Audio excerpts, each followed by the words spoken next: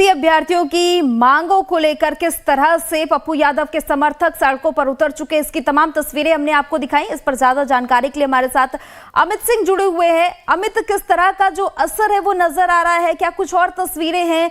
किस तरह का जो माहौल है वो आपको समझ आ रहा है? आगे दिन भर क्या कुछ रहने वाला है?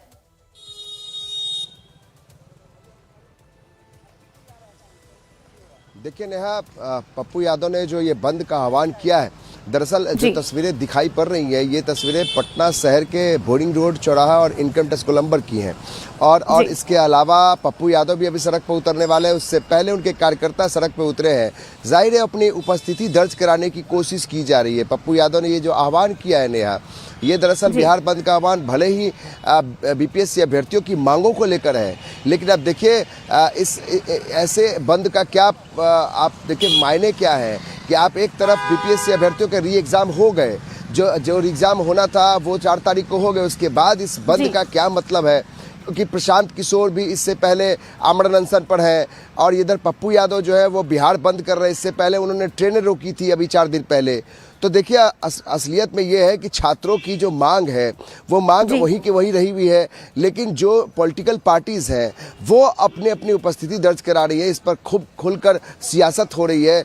तो पटना में बिहार बंद का असर मिला जुला असर दिखाया जा रहा है, लेकिन बिहार में, पूरे बिहार में इसका कितना असर होगा? क्योंकि पप्पू यादव की जो पार्टी है, हालांकि निर्दलीय वो सांसद चुने गए, उनकी एक जाप पार्टी है, उसका अस्तित्व तो अभी बहुत कुछ नहीं है, बहुत सारे लोग नहीं है उनके साथ, लेकिन इनके साथ भीम आर्मी जो है चंद्रशेखर, उन्होंने सपोर्ट किया इस बंद को।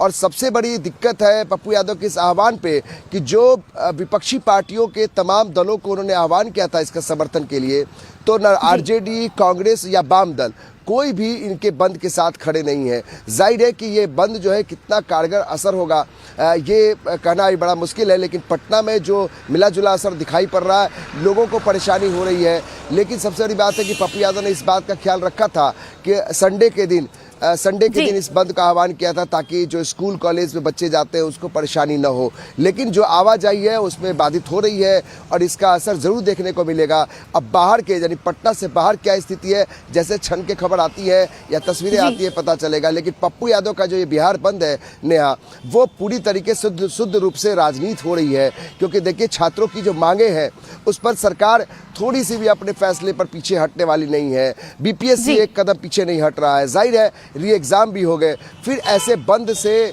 पार्टी अपना भले ही ग्राफ बढ़ा ले। अमित, इसी सवाल पर मैं आ रही थी कि जब सरकार अपने फैसले पर पूरी तरह से अडिग है, बीपीएससी को भी सरकार की ओर से कह दिया गया है कि वो स्वतंत्र बॉडी है, अपना फैसला वो खुद लेगी, बीपीएससी भी हटने को तैयार नहीं है। अब पप्पू यादव या फिर प्रशांत किशोर दोनों इस मामले को खींच रहे हैं, इन दोनों को फायदा क्या इससे?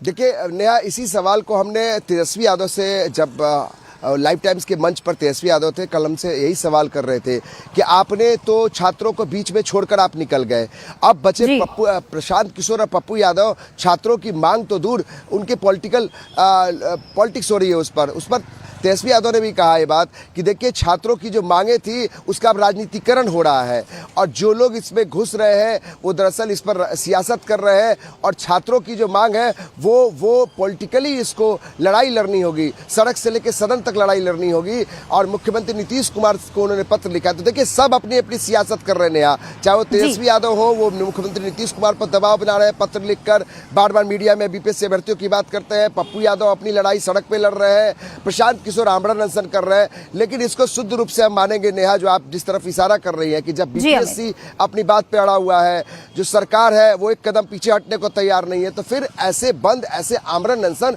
और ऐसे बड़े बड़े बयान देने का क्या मतलब है? क्योंकि छात्रों को जो होना था सो हो चुका, छात्रों का एग्जाम हो चुका, री एग्जाम जो सरकार ने तय किया। बिल्कुल अमित, इसी तरह के तमाम सवाल हैं और इनका जवाब अभी तक किसी को भी मिल नहीं पाया है। आप नजर बनाए रखिएगा दिन भर प्रदर्शन में किस तरह से और हलचल होती है। फिलहाल आपका बहुत शुक्रिया तमाम जानकारी के लिए। डबल इंजन की सरकार है बिहार में, डबल तरीके से बीपीएससी छात्र को मारती है, कभी लाठी से, कभी पानी की बौछार से। हम आदरणीय श्री पप्पू यादव जी के नेतृत्व में आज पूरा बिहार बंद कर रखे हैं। जब तक बिहार के छात्रों के साथ न्याय नहीं मिलता है, हमने रेल चक्का जाम किया है। आज बिहार बंद है। बिहार बंद के साथ साथ अगर न्याय नहीं मिलती है तो हम इसी तरीके से पूरे भारत को बंद कराएंगे, क्योंकि ये बिहार के बच्चे हैं, कोई खालिस्तानी, पाकिस्तानी या किसी अन्य देश से आए हुए बच्चे नहीं है जो इनके साथ हमेशा दुर्व्यवहार किया जाता है। जल्द से जल्द परीक्षा, बीपीएससी की परीक्षा रद्द की जाए और हमारे छात्रों की जो मांग है उनको पूरा की जाए। बीपीएससी के सवाल पर 4 लाख विद्यार्थियों के सवाल है। शांतिपूर्ण तरीके से वो 20 दिन से बैठे हुए हैं। ये सरकार लाठियों से, कभी मुकदमों से, कभी पानी के बौछारों से डराना चाह रही है और किस शिक्षा माफिया के दबाव में मात्र 12,000 विद्यार्थियों का परीक्षा कैंसिल करती है और लगभग 4 लाख विद्यार्थी परीक्षा देने को तैयार है, मगर सरकार ये परीक्षा लेने को तैयार नहीं है। तो हम लोग शिक्षा माफियों को जब तक गिरफ्तार नहीं करती है, हम लोग आज बिहार के सड़कों पर हैं।